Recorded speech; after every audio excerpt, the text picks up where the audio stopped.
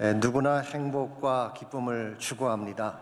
행복과 기쁨이라고 하는 것은 모든 사람들이 갈망하는 가치이기 때문이죠. 그러나 참된 기쁨을 누리려면 바른 곳으로 가야 합니다. 이 세상에는 우리에게 행복을 주는 것처럼 보이지만 실상은 파멸로 이끄는 곳들이 많기 때문입니다. 정말 행복하고 기쁨이 넘치는 삶을 살기를 원한다면 끊임없이 기쁨을 안겨줄 수 있는 참된 축복의 원천을 만나야 됩니다. 과연 그 참된 축복의 원천이 누구이며 무엇일까요? 저는 그분이 바로 하나님이라고 생각합니다. 하나님이 우리와 함께 하실 때에 그분께서 우리 모두에게 필요한 축복을 제공해 주시고 진정한 차원의 행복과 기쁨을 안겨 주시는 것입니다. 그러므로 우리가 하나님을 만나고 그분 안에 믿음의 뿌리를 내릴 때에 환경이나 여건에 상관없이 정말 축복이 넘쳐나는 아름다운 삶을 살게 되는 것입니다. 이사야 58장 11절에 보게 되면 하나님 안에 뿌리를 내리는 삶의 특징을 이렇게 소개하고 있습니다.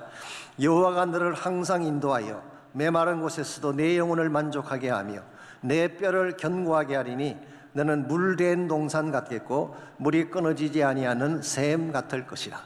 메마른 곳에서도 내 영혼을 만족하게 하신대요. 이 말의 뜻은 우리의 마음에 충만한 기쁨을 주신다, 그런 뜻입니다. 아무리 환경이 좋고 가진 것이 많아도 마음이 황폐해 있으면 행복자가 될 수가 없죠. 그런데 하나님을 만난 인생은 그 영혼을 하나님께서 기쁨으로 충만하게 채워주신다고 말씀합니다. 두 번째로 내 뼈를 견고하게 한다고 했죠. Make your bones strong, 그렇게 영어는 번역했습니다. 육신을 강하게 한다, 그런 의미입니다. 뼈가 튼튼해야 몸의 모든 것이 강하게 되죠. 제대로 걷고 달리고 일을 하려면 뼈가 튼튼해야 됩니다. 그래서 나이가 들어갈수록 가장 많이 염려하는 것이 골다공증이라고 하지 않습니까? 뼈는 살아있는 조직입니다. 매일 조금씩 분해되어 사라지고 다시 만들어지는 활성화된 성장 조직입니다. 그래서 남자 여자 할 것 없이 모두 30사가 지나면 뼈가 형성되는 것보다 손실되는 양이 더 많다고 합니다. 그래서 결국 나이가 들어가면 전도서에 기록된 것처럼 집을 지키는 자들이 떨게 되는 것입니다. 이 집을 지키는 자들은 두 다리를 말하는 것입니다. 그래서 여행은 가슴 떨릴 때 가야지 다리 떨릴 때 가면 늦는다, 그런 이야기가 있지 않습니까? 다리가 떨릴 때 가면은 갈 곳을 갈 수가 없어요. 제대로 볼 수가 없기 때문이죠. 그런데 하나님이 함께하면 그 뼈를 견고하게 해주신대요. 우리 육신을 강하게 만들어 주시는 것입니다. 실제로 저희 일부 예배에 나오시는 장로님 한 분이요, 93세신데 지난번 성교기금 골프대회에 나오셨어요. 스윙이 횡횡 소리가 나도록 얼마나 잘 치신지 말이죠. 이분은 이 지역의 CPA의 원조 같은 분입니다. 언젠가 시카고에서 전국의 CPA들이 다 모인 자리, 한 300여 명이 모였는데 그 사람들이 물었대요. 선배님, 그렇게 젊게 사시는 비결이 뭡니까? 딱 한마디 하셨대요. 예수 믿으면 됩니다. 예수 믿으면 하나님이 우리의 뼈를 견고하게 만들어주는 거예요. 우리 인생을 강한 인생으로 만들어주시는 것입니다. 이와 같이 우리가 주님 안에 뿌리를 내리게 되면 우리 심령의 기쁨도 주시고 우리의 뼈도 강건하게 해주시지만 너는 물된 동산같이 되고 물이 끊어지지 않는 샘과 같게 될 것이다. 동산 중에도 그냥 동산이 있고 물된 동산이 있습니다. 물된 동산은 항상 물이 공급되는 동산이죠. 그래서 well-watered garden. 아시는 중동 지역에는 이 동산들이 참 많긴 하지만 모든 동산이 다 꽃이 피고 푸른 동산이 되는 것은 아닙니다. 대다수가 말라 있죠.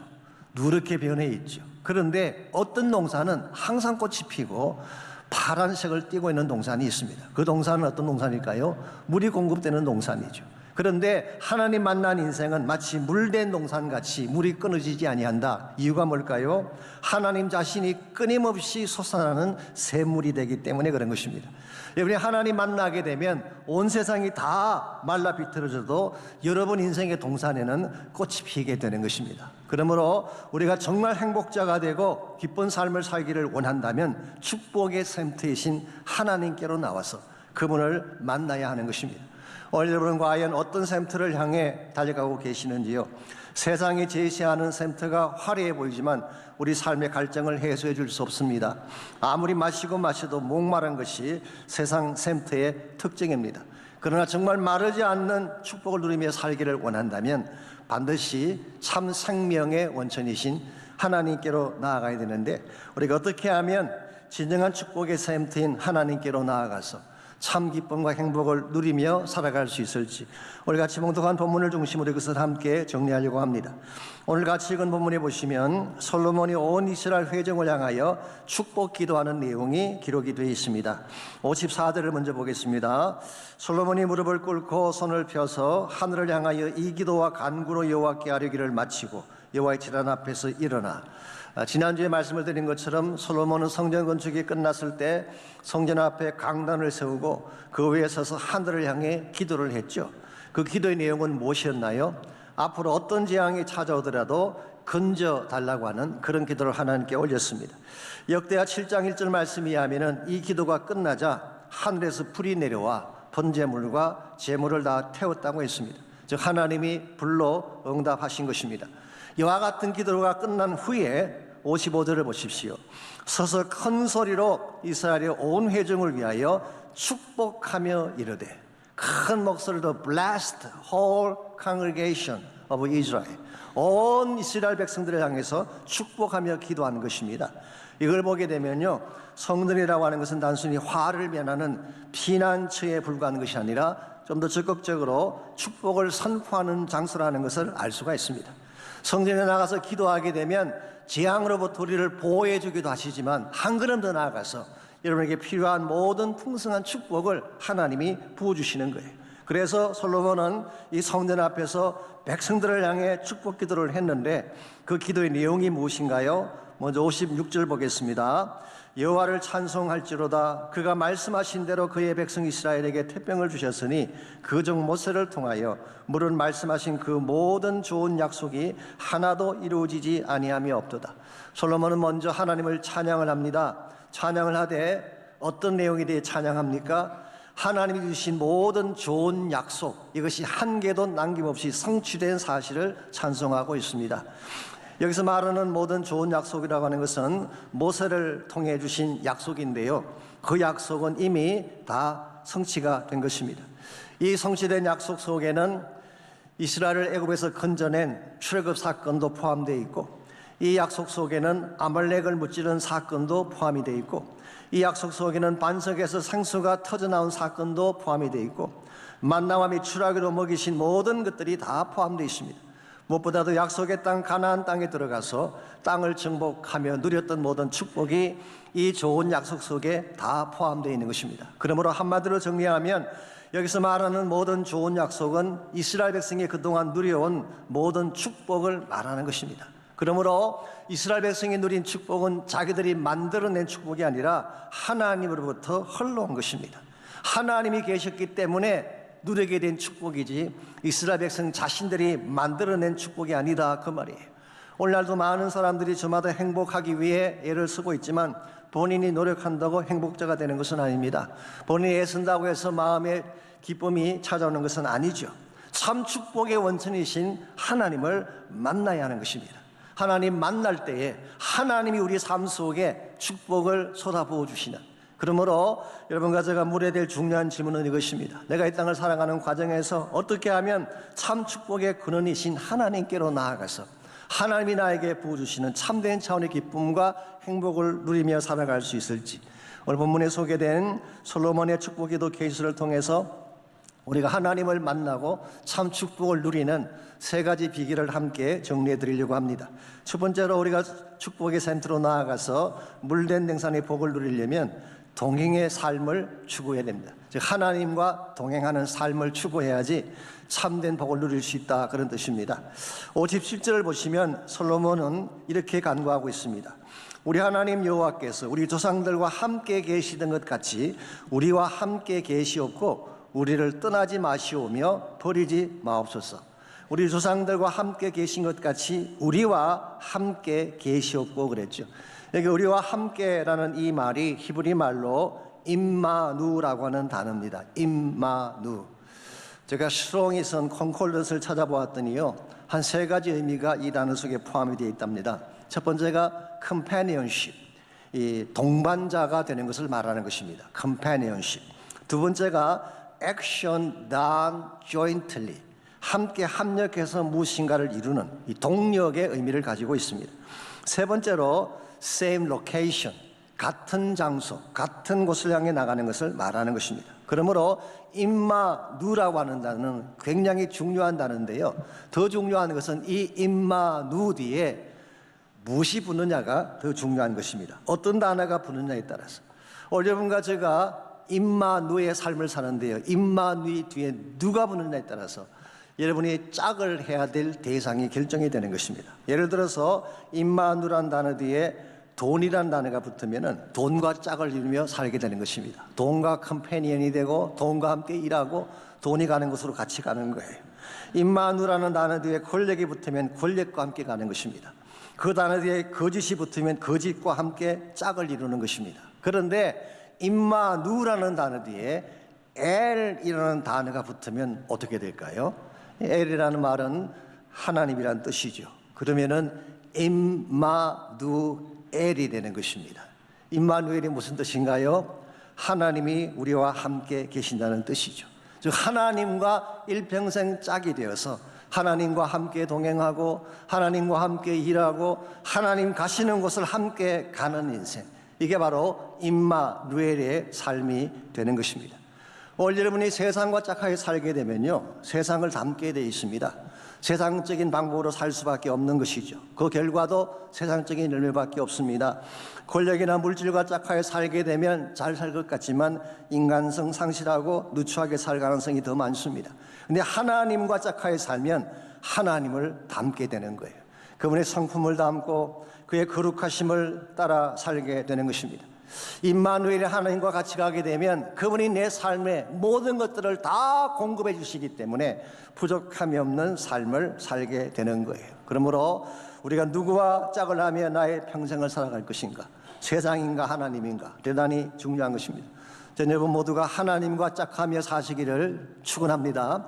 하나님과 짝하는 인생이 돼야지 하나님이 공급하시는 모든 복을 누릴 수 있기 때문에, 하나님의 소유하신 모든 축복이 나의 소유가 되어서 함께 누릴 수 있기 때문에 하나님과 짝이 되어 사는 삶을 살아야 되는 것입니다.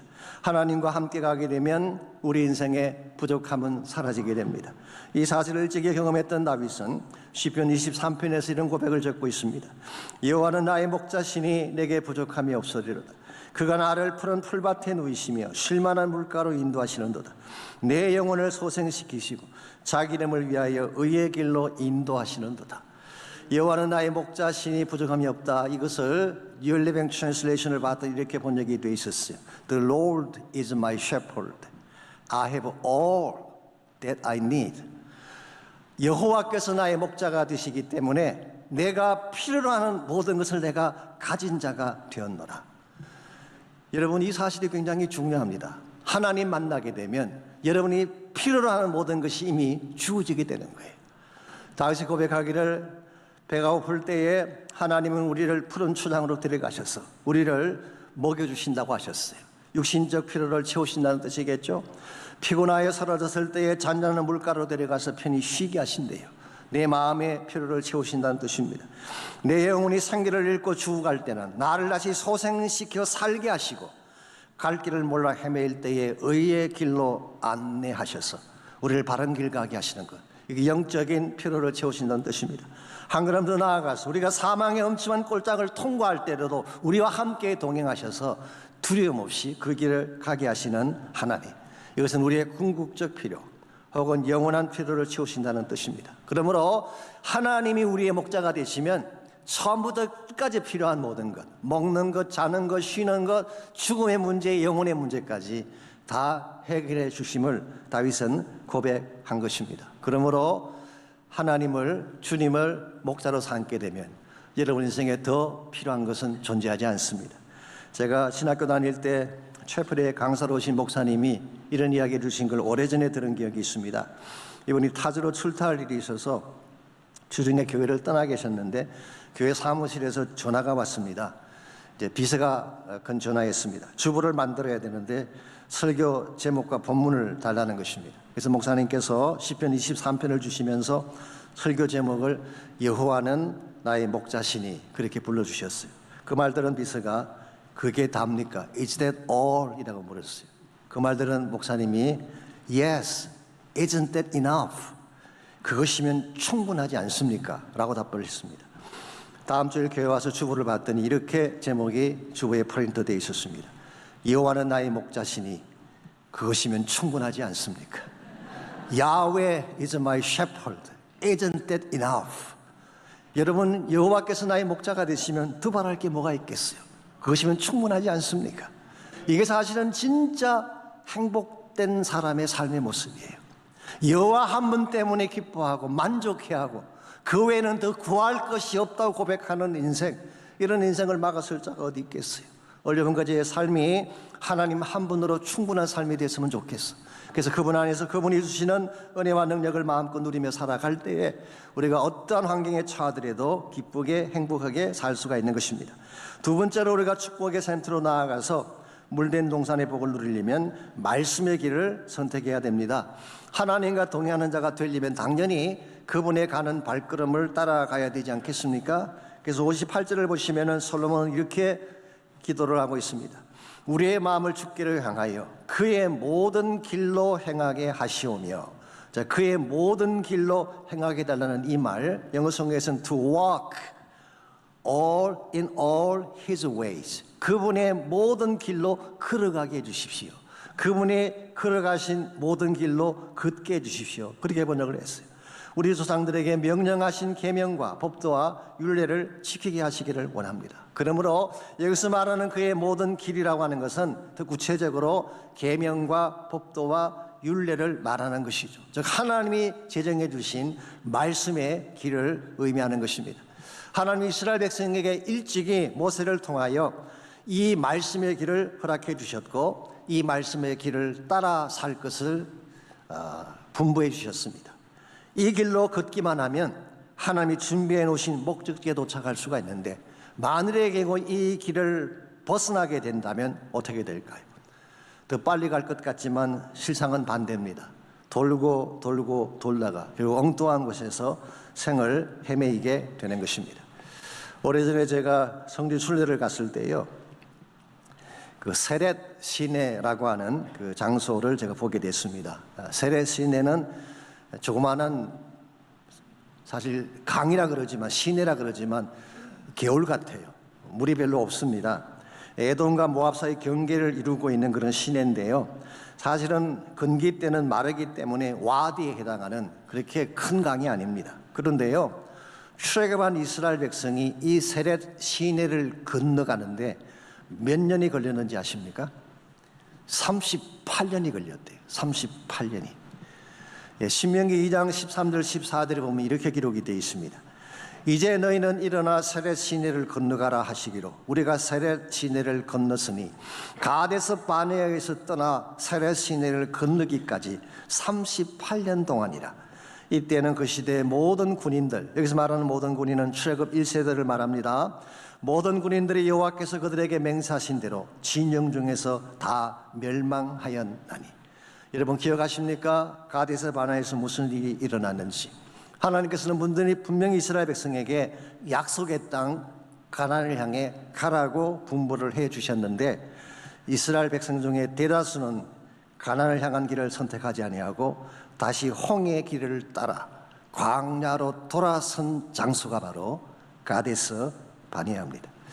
아마도 이스라엘 백성의 대다수는 가나안 족속이 버티고 있는 가나안 땅보다 다시 홍해의 길로 돌아가는 것이 자신들이 더 잘 사는 길이라고 생각했을지 모릅니다. 근데 결과는 어땠나요? 살겠다고 돌아갔던 그 광야를 그들은 38년간 헤매다가 결국 갈렙과 여호수아 두 사람만 제외하고 모두가 광야에서 죽고 말지 않았습니까? 그리고 38년이 지난 후에 그 다음 세대가 일어났을 때 그 다음 세대가 비로소 세렛 시내가를 건너서 가나안 땅으로 들어간 사실을 신명기 2장이 기록한 것입니다. 진작 순종해 건너갔더라면 하나님이 준비해 놓으신 젖과 꿀을 맛보았을 텐데, 진작 건너갔더라면 그렇게 허무하게 광야길에서 시체가 되진 않았을 터인데 말씀을 벗어났기 때문에 아까운 세월 다 낭비하고 망하게 된 것입니다. 그러므로 사랑하는 성도 여러분, 기억하십시오. 언제나 하나님의 길이 최선이라는 사실을, 그 길을 따라갈 때에 하나님이 준비해 놓으신 축복의 땅에 들어갈 수가 있어.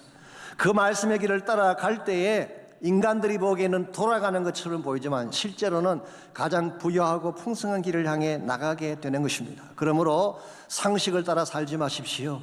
세상의 인포메이션을 따라 살지 마십시오. 말씀 따라 사시기 바랍니다. 말씀의 길을 선택할 때에 말씀의 길이 여러분의 삶을 바르게 인도하고 말씀 그 자체가 여러분 삶의 복이 되는 것입니다. 저희 교회에서 예배 목자훈련을 하면 제가 늘 추천해드리는 책이 있습니다. 필독스라고 부르는데요. 금년에는 제가 로렌 커닝햄 목사님이 쓴 YM의 장시자죠. 내 신을 벗으라라고 하는 책을 추천을 했습니다. 그게 보게 되면 말씀의 파워가 얼마나 강한가에 대한 좋은 역사적인 예 하나가 소개가 되어 있습니다. 9세기경에 바이킹족이 아이슬란드의 해변 지역을 점령을 했습니다. 그때 그곳에 남아있던 그 아이슬란드계 여자들을 노예로 삼았는데요. 그 노예된 여자들의 대다수가 크리스천들이었습니다. 그래서 이 바이킹 사람들이 노예된 여자들에게 자기들이 볼 때 가장 하찮은 일을 맡겼어요. 그 하찮은 일이 뭐냐고 하면은 아이들을 돌보는 일이었습니다. 자, 노예된 그 여자들이 아이들을 돌보면서 무엇을 가르쳤겠어요? 당연히 성경 말씀을 가르쳤겠죠. 그랬더니요, 3세대 안에 나라 전체가 뒤바뀌고 서기 1000년도에 국민투표로 자신들의 나라가 기독교 국가임을 공표하게 되었다라고 하는 그런 내용이에요. 여러분, 이게 말씀의 파워예요. 말씀이 스며들게 되면 삶이 변하는 것입니다. 어린아이들이 변하는 거예요. 나라가 바뀌어지게 되는 거예요. 다음 세대가 변하는 것입니다. 우리가 그냥 세상 따라가면서 세상 방법을 선택하면서 안 된다 할 것이 아니라 세상 길을 버리고 말씀의 길을 선택해 보세요. 하나님 준비하신 축복이 있습니다. 변화의 능력이 나타나기 시작하는 것입니다. 여러분의 자녀들에게 세상을 가르쳐주기보다 세상의 가치를 심어주기보다 말씀의 길을 심어주게 되면 일평생 바르게 살아가게 될 줄 믿습니다. 한국이 힘들다고 말하지만요, 한국 땅에 다시 말씀이 회복될 수만 있다면, 미국이 혼미하다고 말을 하지만 미국 한가운데 다시 말씀의 길이 열리기만 한다면 몇 세대 안에 다시 미국이 변하고 한국이 변할 수가 있어요. 이게 말씀의 파워예요. 여러분과 제가 정말 하나님과 함께 가기를 원하고 성경이 말하고 있는 진정한 차원의 복을 누리기를 원한다면 하나님과 동행할 뿐만 아니라 하나님이 가신 말씀의 길을 따라 살아가야 합니다. 마지막 세 번째로 우리가 축복의 샘트로 나아가기를 원한다면 하나님 우리를 돌보신다고 하는 돌보심의 능력을 신뢰해야 하는 것입니다. 하나님은 여러분과 저와 함께 동행하시면서 우리에게 필요한 모든 것을 주실 뿐만 아니라 하나님은 자신의 길로 우리를 안내하시죠. 그리고 한 걸음 더 나아가서 우리가 어렵고 힘든 상황에 처했을 때에 모든 것을 다 공급해 주심으로 우리 삶을 책임져 주십니다. 59절 60절을 보겠습니다. 솔로몬이 간구했던 세 번째 축복의 내용이 59절 60절에 나와 있습니다. 여호와 앞에서 내가 간구한 이 말씀이 주야로 우리 하나님 여호와께 가까이 있게 하시옵고 또 주의 종의 일과 주의 백성 이스라엘의 일을 날마다 필요한 대로 돌아보사. 이 날마다 필요한 대로 돌아보사. In accordance with our daily need. 매일매일의 필요한 것을 따라서 하나님이 돌보실 것을 말한 것입니다. 여러분, 하나님, 우리가 믿는 하나님은 저 멀리 계시면서 우리 현실을 외면하시는 추상적인 하나님이 아닙니다. 내 현실 속에 들어오셔서 우리가 매일 겪는 아픔과 고통을 아시고 실제로 만지고 고치시는 인격적인 하나님이세요. 이 하나님의 능력을 신뢰하고 하나님의 개입을 요청하기만 하면 하나님은 언제나 여러분 삶 속에 개입하셔서 실제적이고 구체적인 도움을 주세요. 그러면 여러분이 기도하실 때 말이죠, 추상적으로 기도하지 마십시오. 막연하게 기도하면 하나님의 응답도 막연할 수밖에 없어요. 근데 디테일하게 섬세하게 구체적으로 기도하면 하나님도 구체적으로 응답을 해주십니다. 캐서린 마샬이 쓴 유명한 책이 있습니다. Adventures in Prayer라고 하는 책이 있는데요. 그 책 속에 이분의 그 친구분의 딸에 대한 스토리가 그 책에 소개가 되어 있습니다. 그 친구의 딸이 마켓에서 일을 했는데요. 정육 디파트에서 고기 포장하는 일을 했습니다. 그러니까 하루 종일 냉방에 들어가서 힘겨운 그런 노동을 한 것이죠. 그러나 그녀는 학비를 벌기 위해 푼푼히 돈을 모으면서 열심히 일을 했습니다. 근데 어느 아침 출근을 하려고 하면서 보니까 컨택트 렌즈 한 짝을 찾을 수가 없는 것입니다. 아무리 찾아도 없어요. 그래서 할 수 없이 안경을 쓰고 딸이 출근을 했는데, 딸이 출근한 후에 엄마가 곰곰이 생각을 했습니다. 이 작은 플라스틱 렌즈를 어디서 찾는단 말인가? 아무리 찾으려고 해도 너무 작으니까 보이지가 않잖아요. 그때 문득 생각난 것이 기도였습니다. 기도하자. 그런데 한편으로 이런 것 가지고 기도를 해도 되나? 너무 사소한 것 아닌가라는 생각이 들어서 기도를 멈추려고 하다가, 딸이 렌즈를 다시 살려면 일주일 봉급이 달아나는데, 그러려면 그 추운 냉방에서 코를 훌쩍이며 고생을 해야 되는데, 그 딸을 생각하니까 그냥 있을 수가 없었어요. 그래서 무릎을 꿇고 기도가 시작됐습니다. 주님, 컨택트 렌즈 찾는 일에 당신이 필요합니다. 나를 도와주십시오. 이렇게 간절하게 기도가 끝이 난 후에 특별한 이유도 없이 욕실로 가고 싶다는 생각이 났어요. 그 욕실로 들어가서 카펫을 더듬어 보니까 렌즈가 없습니다. 세면대를 보았는데 역시 없었어요. 그러다가 혹시나 해서 세면대 안쪽에 파이프를 들여다보니까 그게 아주 작은 물방울처럼 렌즈가 매달려 있는 것입니다. 말누군가가 수도 꼭지에 한 번만 털었더라면 떠내려 가버렸을 것인데, 그 렌즈가 그 파이프 뒤에 물방울같이 작은 렌즈가 달려있는 것입니다. 이것을 본 그 어머니가 이렇게 고백을 했다고 합니다. 주님, 컨택트 렌즈가 숨어있을 곳은 무수히 많습니다. 그리고 내가 세면대 안을 들여다볼 생각은 100만 년이 지나도 하지 못했을 것입니다. 그런데 기도했을 때 주님이 그것을 가르쳐 주셨습니다. 여러분, 이것이 우리가 믿는 하나님이에요. 나의 생각에는 물방울처럼 작은 것이라고 생각을 할지라도 하나님께 간구하면 그것을 결코 작다고 외면하지 않고 들어주세요. 내가 100만 년을 고민해도 해결할 수 없는 문제를 하나님은 몇 초면 해결할 수 있는 하나님이십니다.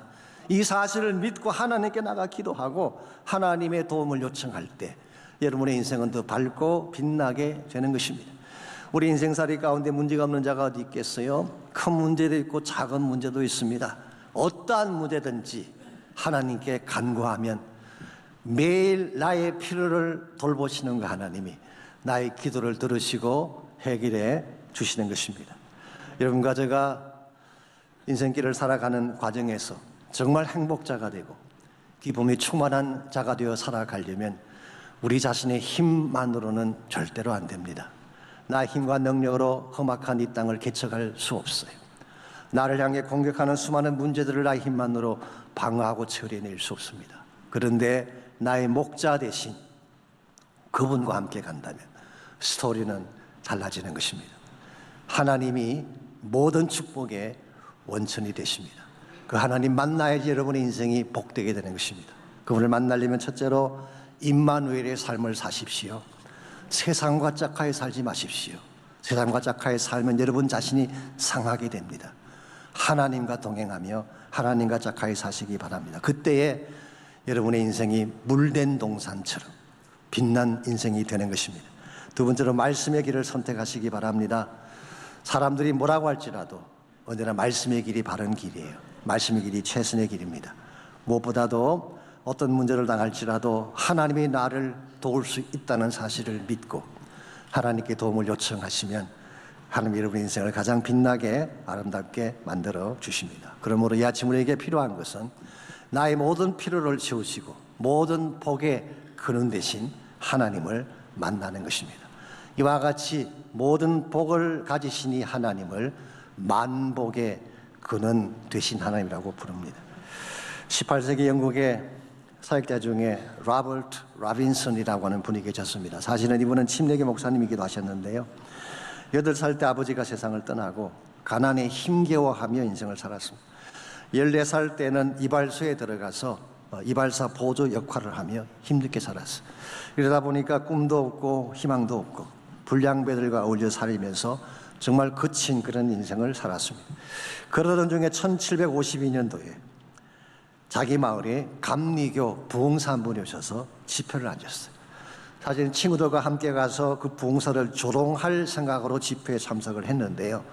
그 부흥사가 누군지 아십니까? 그 당시 존 웨슬리와 함께 불을 토하며 설교했던 조지 웻필드라는 유명한 목사님이셨습니다. 그 목사님이 그날 밤 선포한 말씀이 마태복음 3장이었는데요. 이런 내용입니다.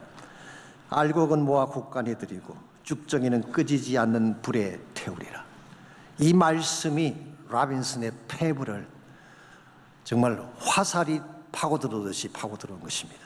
이 말을 듣고 그는 며칠을 잠을 잘 수가 없었어요.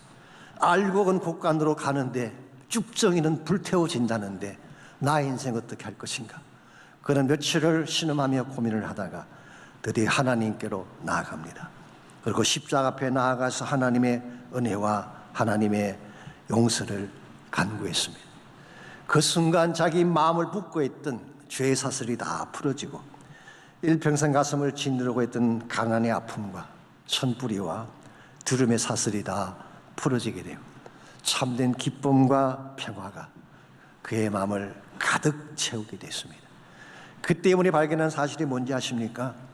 내가 그토록 갈망했던 모든 축복의 셈이 하나님 자신이라는 사실을 발견하고 그리고 고백한 찬송시가 이것입니다.